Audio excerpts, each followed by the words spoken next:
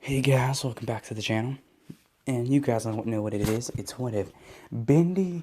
No. What? No, I said that wrong. What if Deku was Bendy part 3? And if I'm not correct, guys, I left off right after the, Heroes versus Villains thing. So, now for the sports festival. So they're on the bus. They're on the bus and going to the USJ. People don't really question him because they basically can now see that it's a freaking ink cork.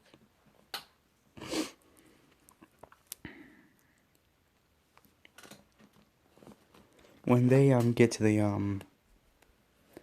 USJ, like they meet 13 and 13 starts going over how quirks can be dangerous. Then the portal opens and all the villains start flooding out. And before I saw I can say anything, like Bendy's personality, Deku's personality, changes from the happy troublemaker to the serious, I will murder you in your sleep personality. So he runs down there, and he just starts swinging. He's sending villains flying with these punches. He's also trapping some people in an ink trap, is what I'm gonna call it, or ink pit. Basically, it's where they get stuck in ink and they're kind of just stuck there. And then he gets surrounded by like 20, maybe 30 villains. And I got this from one of you guys. And he uses his special move. He touches the ground. He uses his special move, ink pit, and a giant puddle of ink smears across the floor, about covering the area of where the villains are surrounding him, and they all start to sink slowly. And every time they move, it's like quicksand. Every time they try to struggle, they just start sinking faster.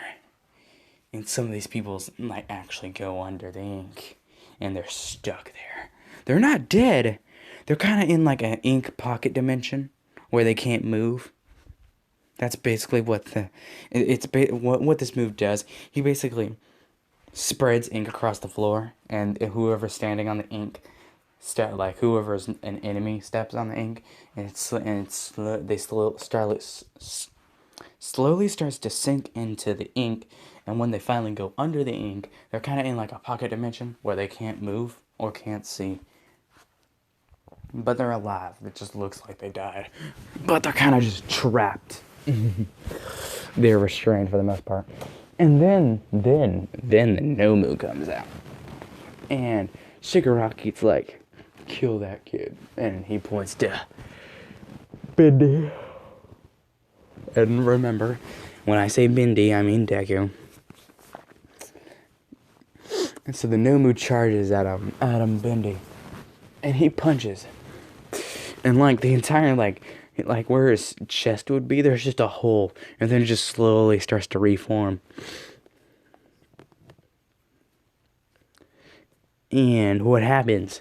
You know the ink monster that Bendy turns into at the end of Bendy and the Ink Machine? He basically turns into that thing. And they just start, and him and the Nomu just start fighting. Like every time Bendy would claw at the Nomu or rip its arms off, he would just regenerate. And then he's like, I'm done playing games. And he sticks his claw. Bendy sticks his claw into the Nomu's chest, and ink slowly starts to fill the Nomu's body until it fills its entire body to where it explodes into an inky, bloody mess. And everyone's like, holy shit, man. And then Bendy turns back to normal. What's his face? Shigaraki he runs up and tries to disintegrate him. But when he touches Deku, or bendy, whatever you want to call him. Nothing happens. He's like, why isn't my quarter working? And then ink slowly starts to take over Shigaraki's hand. Sorry about that. It crawls up its arm and slowly compressing on his arm from every direction, feeling like his bones are about to snap, and it's not like a instant pain, it's a slow pain. And it slowly starts creaking up his arm, up to his shoulder, across his torso, onto his other arm, down to his legs, and up to his neck. And it's about to cover his face. Up to his neck. And it feels like he's being crushed. Like slowly and painfully being crushed.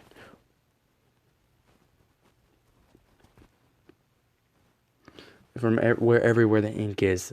So from head to toe, from his feet to his neck, he's up to neck in this ink, and it feels like it's slowly compressing.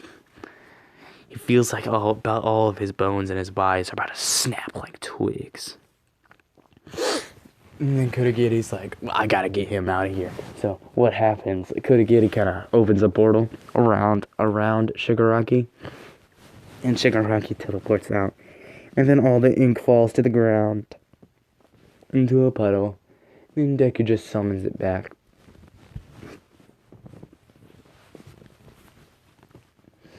And then all the pros show up.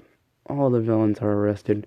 Deku kind of just drops them out of his ink dimension. He kind of just holds out his hand and a puddle of ink forms. And then they all kind of just pop out. And now time for the sports festival. So day of the sports festival, the obstacle course. I'm pretty sure I gave the ability of what's his face, Deku, to teleport. So he kind of just teleports to the finish line. First place. The freaking cavalry battle. No one wants to be on what's his face's team. On Bendy's team, because he's a troublemaker and they don't want to work with him. They think he would be immature to work with. So he doesn't get disqualified. He makes ink clones.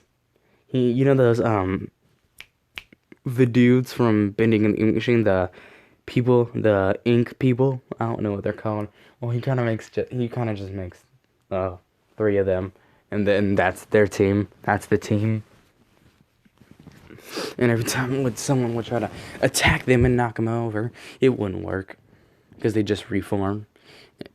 And Bendy would kind of just either pull them to the ground with ink or suspend them in air. Yeah. And basically they win first place. Time for the tournaments. So, first one, Bendy versus Shinzo. So Shinzo starts to talk to him, but Bendy doesn't pay much attention to him. He kind of just sinks into the floor and pops up behind him and punches him in the back of the head. And then when Shinzo turns to look back, he gets punched in the back, and then he gets punched in the ribs. Then he gets and then he gets kicked in the legs. And then he gets punched in the face. He's basically getting attacked from every angle.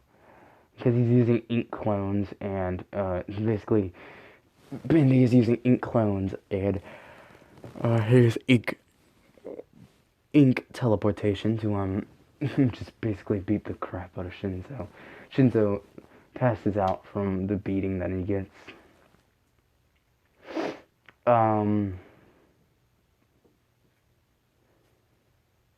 Next fight. Deku versus Todoroki. Todoroki tries to freeze him, but it doesn't really work because they kind of just break out of the ice or seep through the ice. Basically, they just start overwhelming him. They just kind of start overwhelming him with ink clones.